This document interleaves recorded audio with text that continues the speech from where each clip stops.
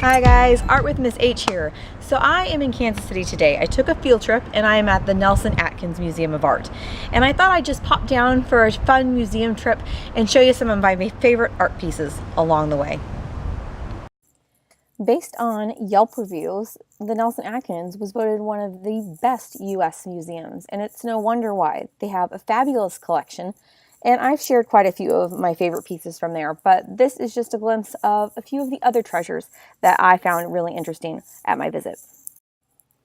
So one thing that I think that art museums do really well is recreating a sense of time in their galleries. And so when you get to a couple different rooms in the Nelson, you really just feel transported in time. This first gallery that I came across was the one with artwork from ancient Asia. And so they have a gateway, which I believe was from China. So here in this wooden structure that is representing a Buddhist-like structure, we see a sculpture of the Guanyin of the Southern Sea. And it is Chinese sculpture from the 11th to 12th centuries. And so it is carved out of wood with polychrome. And behind it you see Buddha and other images of the Buddhist religion depicted on the wall in the mural. But one of my favorite little details was one that you really had to pay close attention to. If you looked up above your head when you were inside this little area, you noticed that there was a dragon, which is a symbol in China for good luck. And out of his mouth is coming a rod that has a golden globe on the end. And I can't quite remember the story, but that is also part of a Buddhist tradition. And so a lot of times in the Chinese New Year's parades, you will see the dragons following that golden orb around as they're moving and dancing through the parades. So moving on through the museum, I came across the ancient Egyptian section. It is really dark in this area, and I'm sure this is to help to preserve the paint colors that we see on a lot of the artifacts and to help preserve them and take good care of them. This first stop is the outer coffin. So this is what had been the whole entire coffin, and the mummy would have been inside this. And you can see lots of hieroglyphs and designs all over the outside.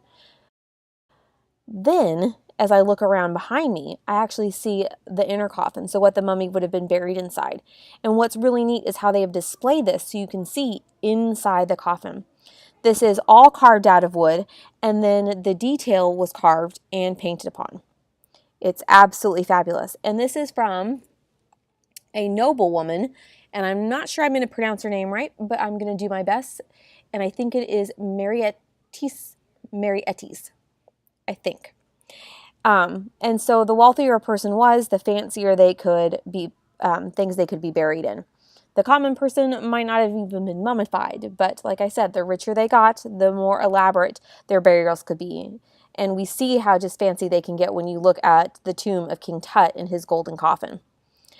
Now, this noblewoman was buried with all of these swapties, and swapties were buried with them. And a lot of times they were made out of wooden figurines, but these happened to be ceramics that were glazed this beautiful, brilliant color of turquoise. And they were placed in the Egyptian tombs to do any work for the person who might have passed away that they needed to do in the afterlife. So it was very symbolic, and they were placed in there for a reason. And then here are just some other neat murals that I found in the Egyptian section. And you can see the different ways that they have carved into the stone. In this case, they have carved in the design first and then painted it. This other one, though, they have completely carved out the area around the hieroglyphs and the images. And so it's a neat contrast between the different techniques that they had to do the same kind of mural. All right, so I wrapped up my tour with the medieval art area. And so I came across a colonnade with a rose window above it. Just by the looks of the columns and the window, my guess is that it is Romanesque. And so that would mean it was done in the 10th to 12th centuries. And so this was kind of a lead into what would later be known as Gothic style. So what we see, a lot of those famous French cathedrals with the big flying buttresses, this is where it started in a much more simple form. And so then through the doorway into the next room, we come to a cloister, which is just a covered walkway around an open area. And a lot of times this might have been a garden area. So you might have seen plants or grass growing. But in this case, it was all covered up. What I really love is the architects and the museum people coming up with the ceiling for this room. It has a gentle slope to the top, so it really makes you feel like you're enclosed in this outdoor space with its color and the way that there are no sharp edges. It's all rounded.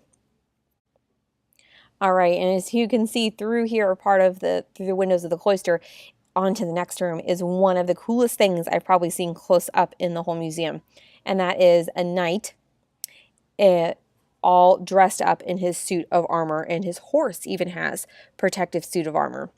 And so I can imagine being a knight in this thing, and it would be so hot because every part of your body is covered up with heavy layers of probably cloth fabric and then the suit of armor on top, so that way the metal doesn't poke you or scratch you or rub.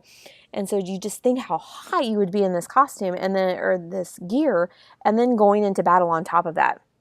But while I feel sorry for the knight having to do this, I really feel sorry for the horse. Imagine being the horse. You are covered up in a blanket over the top of your body. Then you add on a saddle, all the decorative protective metal that you have on there, and then you put a person on your back on top of that. And imagine that it's a hot day. I imagine that horse would have gotten a pretty good workout and be really tired by the end of the day. I imagine a lot of this was more for show maybe than actual battle, because of the beautiful, intricate work that you can see tooled out here on the metal. It's absolutely fabulous. There isn't a piece of metal that is left untouched and undone. Every inch has beautiful details. It's absolutely fabulous.